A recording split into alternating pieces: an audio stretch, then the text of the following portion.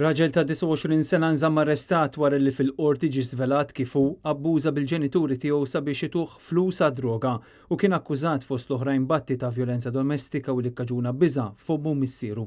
L-akkużat kien għadu jgħix taħt l-istess saqaf mal-ġenituri f'Ħażabbar, ġenituri li huma anzjani. Fil-qorti l-akkużat qam biex jagħti l-verżjoni tiegħu tal-fatti fejn insista li kienu l-persuna li qed jiġi abbużat mill-ġenituri tiegħu u mhux bil-kontra. Ir-raġel li huwa adottat der eżawrit meta kien fl-awla, iżda fit-testimonjanza tiegħu saħaq li ġie abbużat sesswalment. Fid-deċiżjoni tagħha l-Maġistrat Simon Grech ċaħdet it-talba għal-libertà proviżorja. Raġel ingħata libertà proviżorja wara li tressaq quddiem il-qorti akkużat li abbuża sesswalment lil studenta ta' 14-il sena li kienet qed tgħix għandu.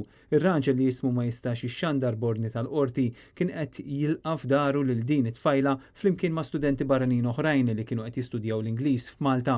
It-tfajla xedet fil-qorti permezz ta' filmat. Hija qalet li fis-sigħat bikrin tal-erba' filgħodu kienet rieqda fis-sodda tal-kamra assenjata lilha meta f'daqqa u l-ħin qamet u sabet lir-raġel missa. Qalet ukoll illi meta hu induna illi hija qamet waqaf u telaq il-barra. Il-qorti preseduta mill-Maġistrat Claire Staffrat Żammit laqgħet it-talba l-libertà proviżorja peress li t-tfajla se titlaq lura pajjiżha fil-jiem li ġejjin. Ir-raġel inħeles b'depożitu ta' 300 € u kien ordnat jiffirma l-assa 3 darbiet f'ġimgħa.